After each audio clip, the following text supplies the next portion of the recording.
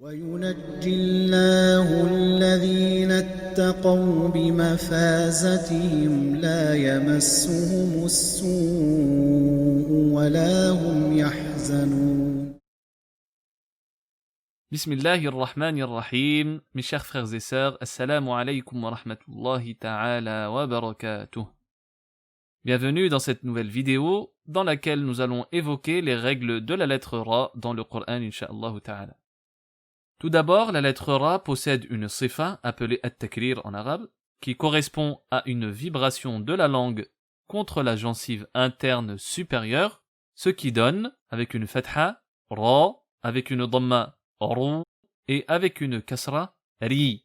Lorsque le Ra porte une shadda, le takrir existe bien, mais est dissimulé, ce qui donne, lorsque la lettre Ra porte une shadda avec une fatha précédée d'une hamza maftuha, Ar-Ra, Ar-Ra. Avec une dhamma, ça donne Ar-Ru, Ar-Ru. Et avec une kasra, ça donne Ar-Ri, Ar-Ri. Ces petites vibrations correspondent donc au takrir qui est bien dissimulé. Attention à ne pas exagérer avec at-takrir, ce qui engendrerait la duplication de la lettre Ra, et ce qui donnerait Ar-Ra, Ar-Ra, auquel cas on se retrouve avec 4 ou 5 fois la lettre Ra. Étudions maintenant les différentes façons donc de prononcer la lettre Ra. Il en existe deux, la lettre Ra est soit emphatique, soit amincie. Il existe cependant deux endroits où la lettre Ra peut être prononcée des deux manières, ce qu'on verra incha'Allah ta'ala en fin de vidéo. Commençons par l'amincissement de la lettre Ra. Le premier cas, c'est lorsque la lettre Ra porte une kasra, Ri. Exemple, Al-Qari'ah, Al-Qari'ah, Ri. Et bien sûr, ne pas faire Al-Qari'ah. Le deuxième cas, c'est lorsque la lettre Ra est sakina, en fin de mot, et précédée d'une kasra. Exemple, Al-Maqabir, Bir, et pas Bir. Avant d'évoquer le troisième cas, petite précision sur la notion de kasra originelle, Al-Kasr al-Asli en arabe. C'est une kasra qui se prononce pendant les lectures aussi bien lorsqu'on débute la lecture par celle-ci, que lorsqu'on fait la liaison avec ce qui précède. Exemple, on dit ila fihim. La kasra de la hamza initiale est bien prononcée avec ou sans liaison. Donc je dis ila fihim.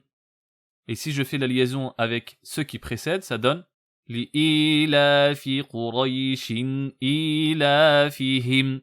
Donc quoi qu'il arrive, je prononce cette kasra de la hamza. Le cas contraire de cette notion, c'est la notion de kasra, donc non originelle, ce qu'on appelle en arabe al-kasr al-arid. Dans ce cas, elle est prononcée quand on commence la lecture par celle-ci et devient muette lorsqu'on fait la liaison avec ce qui précède, du fait donc de hamzat al-wasl. Exemple, on récite irji'i dans surat al-Fajr, et si je fais la liaison avec ce qui précède, la kasra n'est plus prononcée, ce qui donne Ya ayyatuhan nafsul mutma'inna turji'i. Vous voyez, donc, on ne prononce plus la kasra. Le troisième cas, c'est lorsque la lettre Ra, sakina, est précédée d'une kasra originelle et suivie d'une lettre amincie. Exemple, wastaghfirhu, wastaghfirhu. Le Ra est bien aminci, et je ne dis pas wastaghfirhu. On laisse bien le Ra aminci. Le quatrième cas, c'est lorsque la lettre Ra porte un soukoun en fin de mot et est précédée de la lettre Ya sakina. Exemple, la khabir, la khabir. Le Ra est bien aminci. Enfin, cinquième et dernier cas, c'est lorsque la lettre Ra porte un soukoun précédée d'une lettre amincie, sakina, elle-même précédée donc d'une kasra. Exemple, Lidhi hijr. Dans surat al-Fajr toujours, Lidhi hijr, Lidhi hijr. Et ne pas faire Lidhi hijr. Le Ra ici est aminci. Parlons maintenant donc de l'emphase de la lettre Ra. Je vais commencer par une remarque préalable sur l'emphase de la lettre Ra. Il faut bien faire Ra, ra, ra. Donc avec de l'emphase et attention à ne pas utiliser les lèvres. Et d'ailleurs, de façon générale, on n'utilise jamais les lèvres pour mettre de l'emphase. Premier cas, donc pour l'emphase de la lettre ra, c'est lorsque la lettre ra porte une fatha ou une dhamma, elle est toujours emphatique, quelle que soit la lettre ou la voyelle qui précède ou qui suit. Exemple, on dit Nasrullah, rou, Nasrullah, elle est madmouma, je mets at-tafkhim. Quraysh, maftuha, mufakhama. Fasalli li rabbika, maftuha. Donc, mufakhama, malgré la kasra juste avant. Deuxième cas pour l'emphase, lorsque la lettre ra porte un soukoun et elle est précédée d'une fatha ou une dhamma. Exemple, Qur'an, Qur'an. Le ra sakin précédé d'une dhamma, on met de l'emphase. Wa arsala. Le ra sakin précédé d'une fatha, on met également de l'emphase. Le troisième cas, c'est lorsque la lettre ra porte un soukoun et est précédée d'une kasra originelle et suivie d'une lettre emphatique. Et il y a exactement 5 mots dans le Coran. Ce sont qirtas, irsada, firqa, mirsada et enfin al-mirsad. Quatrième cas, c'est lorsque la lettre ra porte un soukoun et est précédée donc d'une kasra, cette fois-ci non originelle, due à hamzatul wasl, ce qu'on a vu précédemment. Exemple, irji'i, ar-ra ici, mufakham.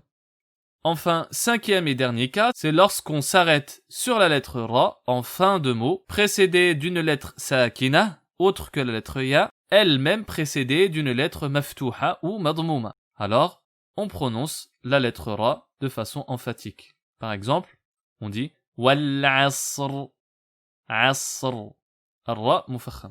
Wal fajr, ar-ra mufakham également. Walayalin ashr, même chose ici, ashr, et ainsi de suite. Terminons cette vidéo maintenant avec le cas où la lettre ra peut être prononcée des deux manières. Le premier cas, c'est dans le mot firqin, qu'on retrouve dans le verset 63 de Surat Ash-Shu'ara, qui correspond à la lettre ra avec un soukoun, précédé d'une kasra originelle et suivi d'une lettre emphatique, la lettre qaf, qui est ici maksura. On prononce ici donc des deux manières lorsqu'on fait la liaison avec ce qui suit, ça donne فَكَانَ كُلُّ فِرْقٍ كَالطَّوْدِ الْعَظِيمِ avec de l'emphase et فَكَانَ كُلُّ فِرْقٍ كَالطَّوْدِ الْعَظِيمِ avec le ra aminci. Le deuxième cas, c'est dans les mots misr et qitr à l'arrêt, lorsqu'on s'arrête dessus. On peut prononcer la lettre ra avec emphase ou de façon amincie, puisqu'elle est précédée d'une lettre emphatique, elle-même précédée d'une kasra. On prononce donc misr avec at-tafkhim ou bien misr avec at-tarqiq. Et pour le deuxième mot, on prononce qitr avec at-tafkhim et qitr avec at-tarqiq. Alors pour l'imam Ibn al-Jazari rahimahullah ta'ala, il a choisi donc at-tafkhim pour misr du fait de la lettre ra maftuha, donc mufakhama lorsqu'on fait la liaison avec ce qui suit, et pour qitr, il a choisi at-tarqiq étant donné que la lettre ra est maksura lorsqu'on fait la liaison avec ce qui suit. Voilà pour les règles de la lettre ra, j'espère qu'elle vous aura éclairé incha'Allah ta'ala. Je vous donne rendez-vous donc dans la prochaine vidéo. Allah yibarak fikum wa iftah alina wa alaykum wassalamu alaykum wa rahmatullahi ta'ala wa barakatuh. وينجي الله الذين اتقوا بمفازتهم لا يمسهم السوء ولا هم يحزنون